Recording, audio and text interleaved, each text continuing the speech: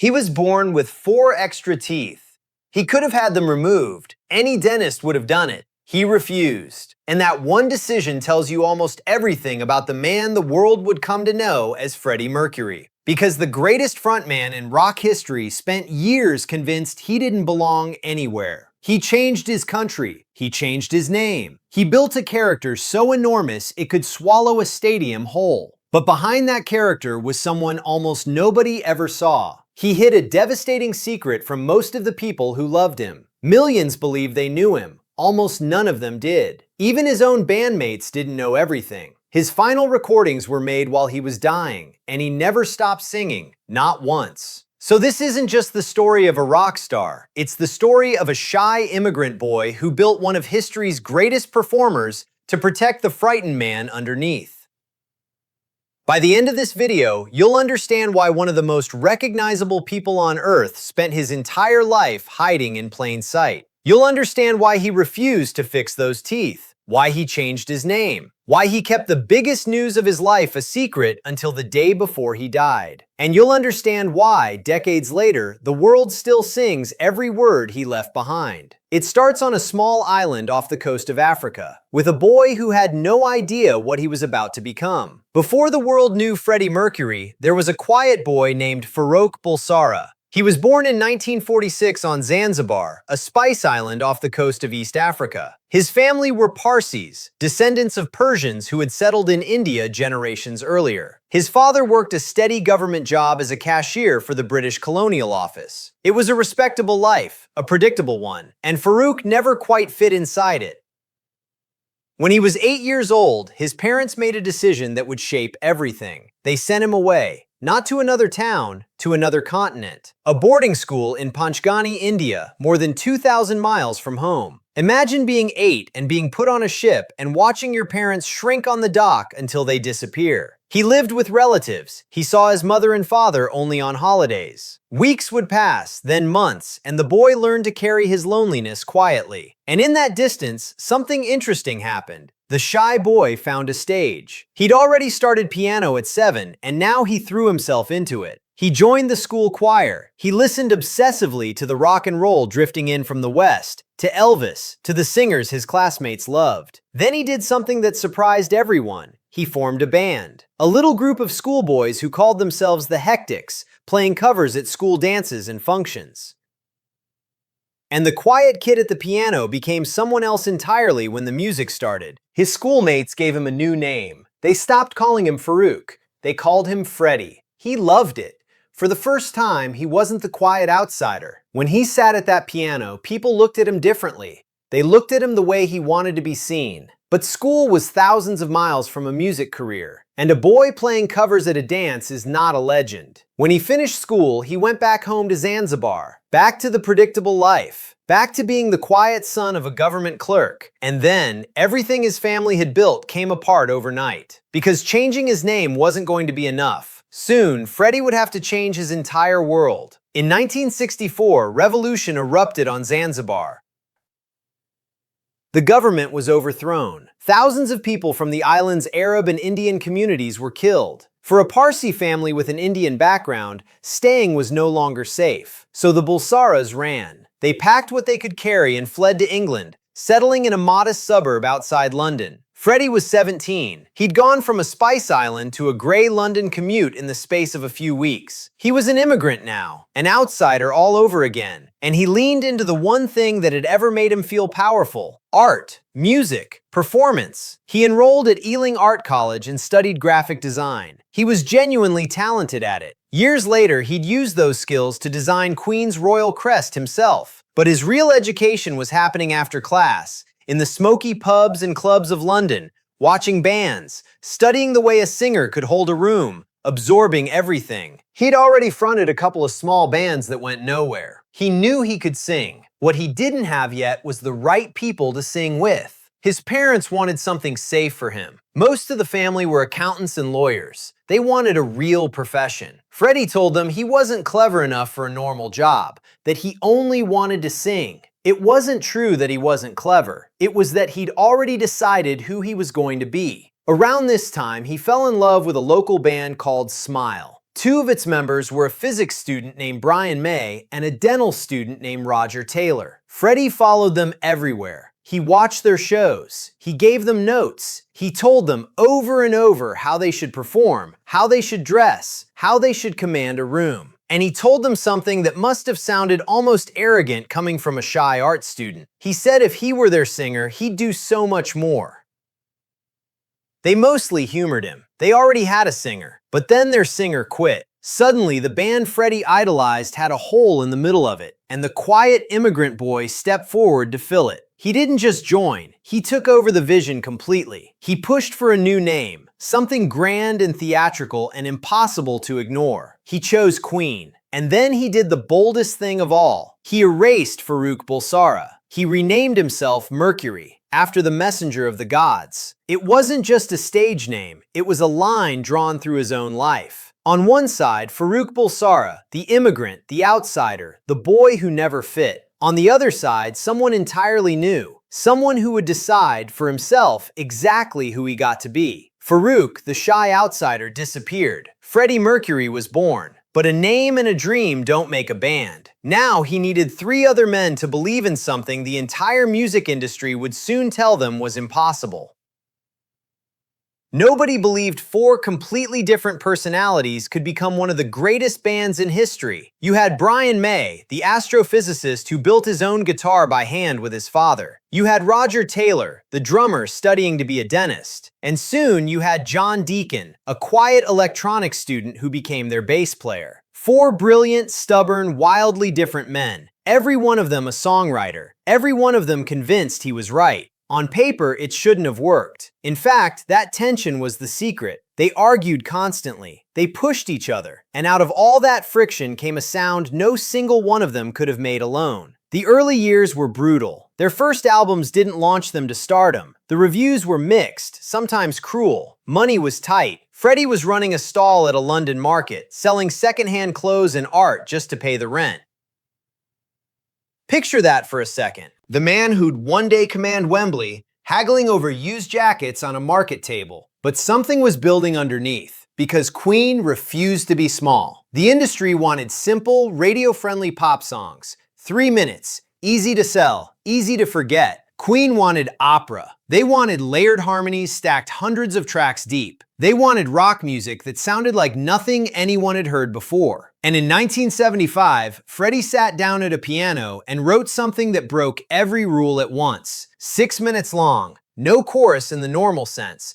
A quiet ballad that swelled into a full mock opera, then crashed into hard rock, then softened again at the end. The band spent weeks layering their voices, singing the same parts over and over until the tape nearly wore thin. He called it Bohemian Rhapsody. The record label was horrified. 6 minutes was commercial suicide. Radio stations played 3-minute songs. Executives told the band it would never work. They demanded a shorter edit. Queen refused to cut a single second. Even one of their own members quietly worried it could be the biggest mistake of their career. So Freddie did something sneaky. He took a copy to a friend, a radio DJ named Kenny Everett, and basically dared him not to play it. Everett played it 14 times in a single weekend. The public went insane. Listeners flooded record stores asking for a single that technically didn't exist yet. The label had no choice. They released it exactly as Queen wanted. It went to #1 and stayed there for weeks. The world finally knew the name Freddie Mercury. But fame is a strange thing. It gives you everything, and it takes something too. Because the bigger Freddie became on stage, the more he had to hide off it. On stage, he looked like the most fearless human being alive. Off stage, he was one of the most private. Freddie Mercury became the definition of a rock frontman. Not by copying anyone, by inventing something entirely new. He didn't just perform to a crowd, he conducted it. He'd hold a single note and 70,000 people would hold it with him. He'd raise his hand and an entire stadium would fall silent, then explode. That famous overbite, those 4 extra teeth he'd refused to fix, he believed removing them might change his voice, so he kept them. And that voice could stretch across 4 octaves. It could be tender one moment and tear the roof off the next. Studies of his singing later found things most people can't do at all. A raw power and control that put him among the greatest vocalists ever recorded. He wore costumes that dared you to look away. He moved like the stage belonged to him and always had. And the strange thing is, the man doing all of that was, in private, almost painfully shy. The Freddie the crowd screamed for was, in a sense, a character, a shield, a larger, braver version of the boy from Zanzibar that the boy could hide safely behind. And it all reached one impossible peak. July 13th, 1985, Wembley Stadium, Live Aid. Here's what most people don't realize. By that summer, Queen was widely considered past their prime. Their recent albums had underperformed in America. Critics had written them off. Freddie had even started chasing a solo career, and the tight bond inside the band had frayed. The organizer of Live Aid almost didn't even invite them. He genuinely believed their moment had passed. They rehearsed obsessively for that short set anyway. They had something to prove, and a shrinking window in which to prove it. Then they walked on stage in front of 72,000 people, with nearly 2 billion more watching on television around the world. And Freddie Mercury gave the performance of his life. 21 minutes, no pyrotechnics, no tricks, just a man, a piano, and a microphone, holding the entire planet in his hand. He opened at the piano with Bohemian Rhapsody, then tore straight into a run of the band's biggest songs. And somewhere in the middle, he did the thing people still talk about. He stopped, he held up his hand, and he sang a single wordless note out into the crowd. 72,000 people sang it back. He did it again, higher. They followed him again. For a moment, one man and an entire stadium were breathing as one. There were far bigger stars on the bill that day. It didn't matter. Everyone agreed Queen stole the show. That set was later voted the greatest live performance in rock history. And here's the part that breaks your heart when you know it. The man who looked like he'd live forever that day was about to face the fight of his life, a battle no stadium would ever see. The biggest struggle of Freddie's life was completely invisible. The world wanted to know everything about Freddie Mercury. Freddie wanted the world to know almost nothing. The press hounded him constantly. His look, his private life, his relationships, all of it was fair game to them. And he hated it. Because the truth is, the loudest man on stage was a deeply guarded man in private. The most important person in his life wasn't a bandmate or a celebrity or a lover in the way the tabloids imagined. Her name was Mary Austin. They met in 1969, before the fame, before the money. She was 19, working at a London boutique. They fell in love. They lived together. In 1973, Freddie proposed. But over time, Freddie came to understand something about himself that he could only say to her. He told her he thought he was bisexual. She looked at him and gently told him she believed he was gay. And here's what makes their story so extraordinary. They didn't fall apart, they grew closer. The romance ended, but the bond never did. Mary stayed the single most important person in his life. He called her the love of his life, his only real friend. He kept her close, in his life and eventually in a home just steps from his own. Years later, he'd tell her that if things had been different, she would have been the woman he married. And when he died, he proved it. He left her his house. He left her a huge share of everything he had. He treated her, in his will, almost exactly as if she were his widow. The world wanted headlines about Freddie Mercury. Freddie wanted a small circle of people he could trust completely. Mary was the center of it. So too, in his final years, was his partner Jim Hutton, who stayed with him to the end, because he already sensed that trust was about to matter more than it ever had. In the mid-1980s, at the height of his powers, something quietly went wrong with his health. And then came a diagnosis that would change everything. Only a tiny circle of people knew the truth. In 1987, Freddie Mercury was diagnosed as HIV positive. He had AIDS. To understand what that meant then, you have to remember the time. There was no effective treatment.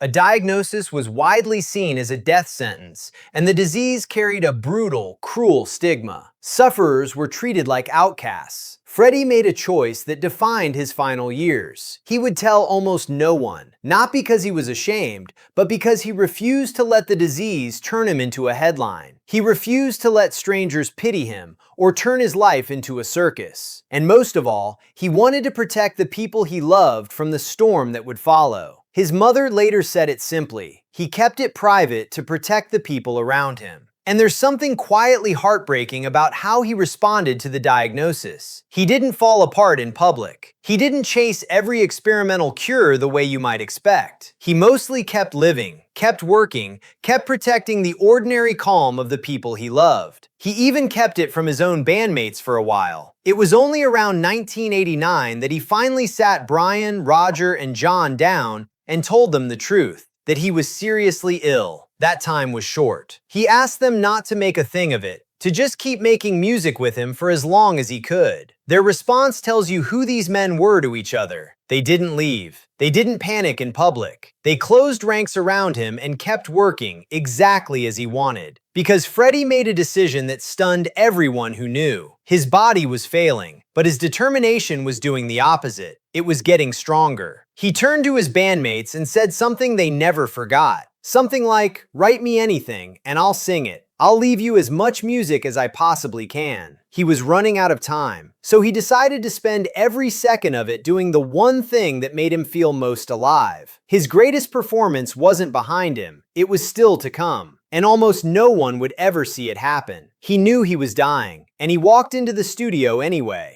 The recording sessions for Queen's final work with Freddie became something close to sacred. He was often too weak to stand for long. There were days he could barely make it into the room. His eyesight was failing, his body was giving out, and still, he sang. Brian May later described what those sessions were actually like. Freddie would have short windows where he felt strong enough. He'd prop himself up, gather everything he had left, and pour it into the microphone.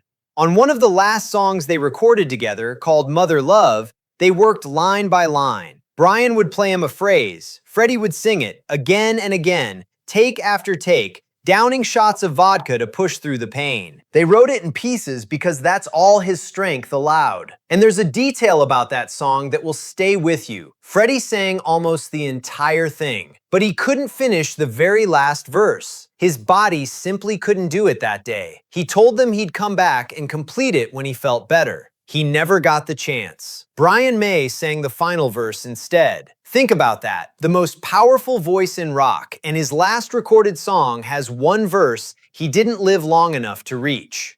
The albums from this period are full of these hidden goodbyes. Songs about time running out. Songs about facing the end and refusing to bow to it. Listeners heard beautiful, defiant music. Only a few people knew they were hearing a man saying farewell in real time. There's a music video from these final months where he stares straight into the camera, thinner, paler, but unmistakably him. He'd asked them to film him in black and white to soften how ill he looked. And even then, weak as he was, he performs. He gives the lens everything. That was the whole of him in one image. A man refusing to let the disease have the last word. He gave everything he had, right down to the last note he was physically able to sing. And then, after years of silence, he made a decision to tell the world the truth. One final announcement was coming, and it would stop the entire world in its tracks. For years, Freddie Mercury had denied every rumor. Then, in November of 1991, he decided the silence was over. On November 23rd, he released a short public statement. In it, he confirmed what the press had only speculated, that he was HIV positive, that he had AIDS. He said he'd kept it private to protect the people around him, but now the time had come for his friends and fans to know the truth. And he asked everyone to join the fight against the disease. It was one of the bravest things he ever did. Remember the stigma of that era. He could have taken the secret to his grave. Instead, at the very end, he used his fame as a weapon against the fear surrounding the disease. And then, just one day later, on November 24th, 1991, Freddie Mercury died at his home in London. He was 45 years old. Think about the timing. He waited until he had almost no time left, told the world the truth, and then was gone within 24 hours. He controlled the story right up to the final second, the same way he'd controlled a stage. The cause was pneumonia, brought on by AIDS. Mary Austin, the love of his life, was there. So were the people closest to him, the small circle he'd spent years protecting. The man who commanded stadiums left the world quietly in a house full of the few people he trusted most. The secret was finally over, and the reaction was immediate and overwhelming. Fans left mountains of flowers outside his home. Tributes poured in from every corner of the earth. He'd spent his final years terrified the illness would define him. Instead, something remarkable happened. His death didn't shrink his legend, it made it grow. Most legends fade after they're gone. Freddie Mercury did the opposite. Just 5 months after his death, the surviving members of Queen organized a tribute concert. April 20th, 1992, Wembley Stadium. 72,000 people packed the stands, the same arena where Freddie had once conquered the world at Live Aid.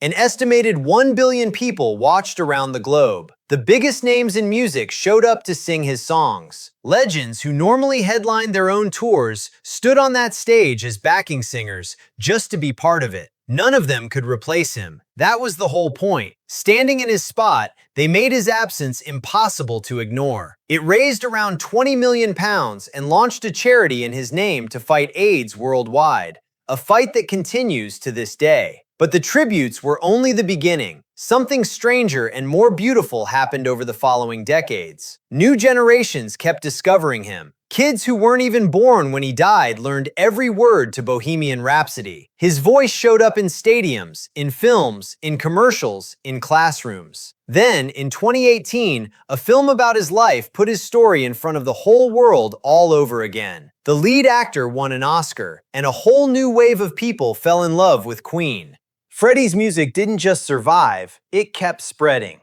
And here's the part that would have meant the most to him. His decision to reveal his illness at a time when so many hid in shame helped drag the conversation about AIDS into the open. The charity launched in his name has gone on to fund projects fighting the disease in dozens of countries. The private man who protected everyone ended up helping millions of strangers he'd never meet. Queen sold hundreds of millions of records. Their songs became some of the most played in history. Bohemian Rhapsody, the song the experts said would never work, became one of the most streamed songs of the entire 20th century. And the man who once believed he didn't belong anywhere became someone the entire world claimed as their own. Which raises a strange and beautiful question. Maybe the world had misunderstood him all along. Maybe the loud costumes and the impossible confidence were never the whole story. Maybe the real Freddie Mercury was something quieter and something far more powerful. So who was the real Freddie Mercury? Not the character, not the costumes, the man. The people closest to him describe someone the public rarely saw. Generous to a fault, wickedly funny, loyal beyond reason to the small group he loved, shy in a way that would surprise anyone who only knew the stage version. The confidence the world worshipped wasn't the absence of fear. It was a decision made in spite of fear. Think about everything he overcame. A boy sent away from his family at 8, an immigrant twice over, fleeing a revolution, starting again in a foreign country. A young man told his dreams weren't practical. An artist told his masterpiece was too strange to sell. And at the end, a man told he was dying who answered by making more music. He wasn't remembered because he tried to be different. He was remembered because he refused to be anyone but himself. He kept the teeth. He kept the vision. He kept singing when his body begged him to stop. That's the thread running through his entire life. From the shy boy at the piano, to the icon at Wembley, to the dying man in the studio finishing one more line. The same stubborn refusal to be smaller than he was. That's why he still matters.